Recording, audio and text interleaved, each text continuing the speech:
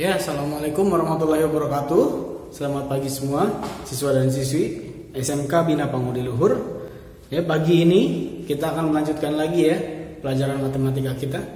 Pelajaran kita adalah tentang percobaan, ruang sampel dan peluang kejadian. Nah, kita akan belajar ini ya. Di sini kita belajar itu ya. Oke, kita langsung masuk ke percobaan. Ya, ini percobaan. Percobaan adalah suatu kegiatan yang dapat memberikan beberapa kemungkinan. Ya, ada sifat-sifat percobaan. Yang pertama, setiap percobaan hasilnya berbeda. Ya, yang kedua, hasil setiap percobaan tidak dapat dipastikan. Ya, misalkan, ada satu jenis percobaan. Ya.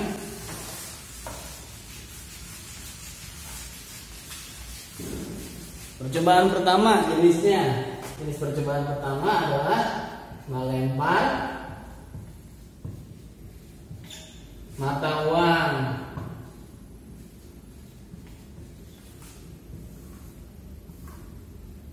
Ya, jenis percobaan pertama adalah melempar mata uang. Maka hasilnya itu kemungkinan hasilnya ada dua, yaitu gambar dan angka.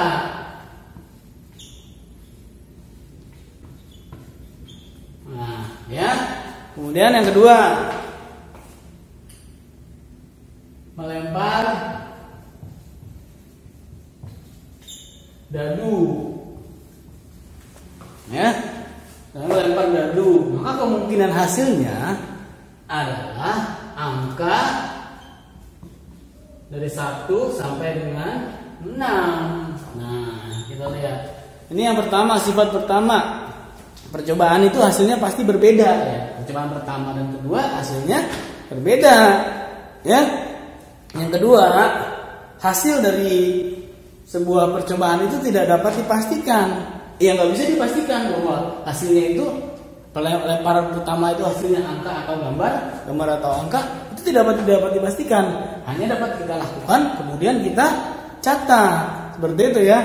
Misalnya kita melempar dadu, lemparan pertama yang keluar angka 6, nggak mungkin seperti itu, tidak dapat dipastikan. Itu maksud dari yang tadi sifat-sifat percobaan itu ya. Oke, selanjutnya kita ke ruang sampel. Ya, selanjutnya ruang sampel. Ruang sampel atau S adalah kumpulan dari yang mungkin terjadi dari suatu percobaan, ya. Adalah kumpulan dari yang mungkin terjadi dari suatu percobaan. Kemudian titik sampel adalah anggota-anggota dari ruang sampel. Kemudian banyaknya ruang sampel disebut dengan N dalam kurung S. Nah ya, nggak usah bingung ya tentang ini ya. Kita pakai contoh aja, ya. Kita pakai contoh aja, oke. Ya, di sini ada contohnya ya. 2 buah koin akan dilempar. Tentukan ruang sampel, titik sampel dan NS-nya atau jumlah ruang sampelnya. Berarti kita harus mencari dulu kemungkinan dari pelemparan 2 buah mata uang ini, 2 buah koin ini. Koin itu kalau dilempar hasilnya ada 2 ya. Pertama adalah angka, yang kedua adalah gambar. Maka pertama angka, yang kedua gambar. Koinnya ada berapa? Ada 2. Berarti harus kita bagi menjadi 2. Ini angka juga, sini gambar, di sini lagi angka lagi, di sini gambar. Ya. Nih. Kemudian kita ambil satu-satu. Angka dengan angka, hasil pertama. Kemungkinan hasil pertama adalah angka dengan angka. Dan kemungkinan hasil kedua, angka dengan gambar. Hasil ketiga, gambar dengan angka. Hasil keempat, gambar dengan gambar. Itu ya. Maka ketemu deh ruang sampelnya.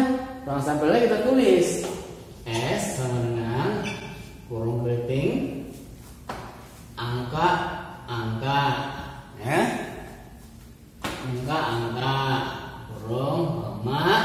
Yang kedua, angka, gambar, kurung, koma. Yang ketiga, gambar dengan angka. Yang keempat, gambar dengan gambar. Nah, ini adalah ruang sampelnya. Ruang sampelnya itu disebutkan semua. Yang selanjutnya, titik sampelnya. Titik sampelnya ya ini. Ini anggota-anggotanya. Titik sampelnya itu. Misalkan titik sampelnya.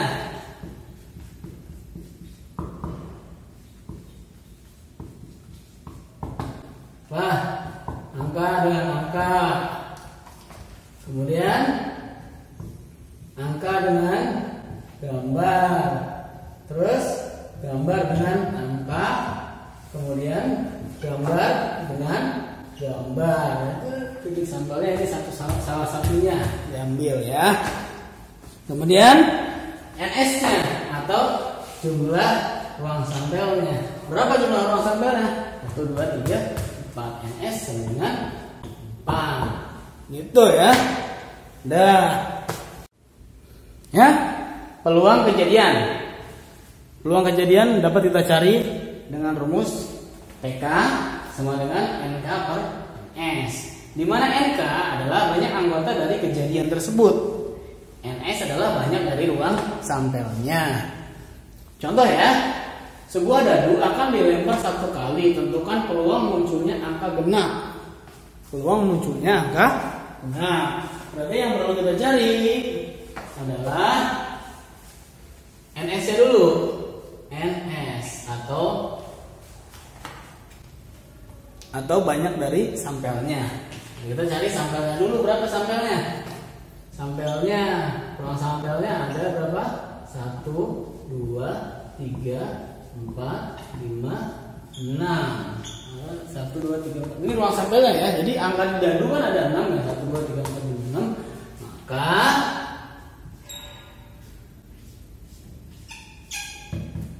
Maka jumlah dari ruang sampelnya adalah 6. Ya.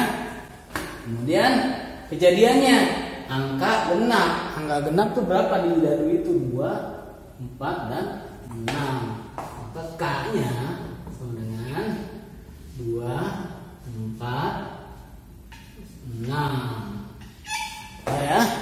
Ini K-nya 2, 4, dan 6. Maka NK-nya atau jumlah K-nya ada berapa? 1, 2, 3. Jumlahnya ada 3. Nah, ketemu ya. NS-nya ada 6, NK-nya ada 3. Sekarang PK-nya berapa? Sama dengan NK per NS. Sama dengan NK-nya berapa? 3 per 6. 3 per 6 kita sederhanakan jadi 1 per 2. Maka peluang kejadian dari munculnya angka genap pada satu lemparan dadu adalah 1 per 2. Gitu ya. Sudah? Ya? Sudah. Ya. Selanjutnya frekuensi harapan. Frekuensi harapan dapat kita cari dengan cara FHK sama dengan PK dikali dengan N, di mana PK adalah peluang kejadian dan N adalah banyaknya percobaan. Biar nggak bingung, kita pakai contoh ya. Ini contoh, sebuah dadu akan dilempar 120 kali. Tentukan frekuensi harapan munculnya angka genap. Jadi kita cari dulu PK-nya, PK dari angka genap. PK dari angka genap berapa? PK dari angka genap sama dengan NK per NS. Angka genap dalam dadu ada berapa? Ada 3 per NS. Sampelnya ada berapa angka? Ada 6. Jadi 3 per 6 sama dengan berapa? 1 per 2. Nah, FHK-nya sama dengan PK dikali dengan N. FH-nya sama dengan PK dikali dengan N. PK-nya berapa tadi? Setengah. N-nya berapa? Berapa kali percobaan? 120 kali. Maka setengah dikali 120 sama dengan 60. Maka artinya adalah munculnya angka genap dalam 120 kali itu diharapkan muncul berapa kali? Diharapkan muncul 60 kali. Seperti itu, ya. Ya, anak-anakku, untuk pelajaran kali ini cukup sekian ya. Besok kita lanjut lagi, masih banyak nih cerita tentang peluang tuh masih banyak ya.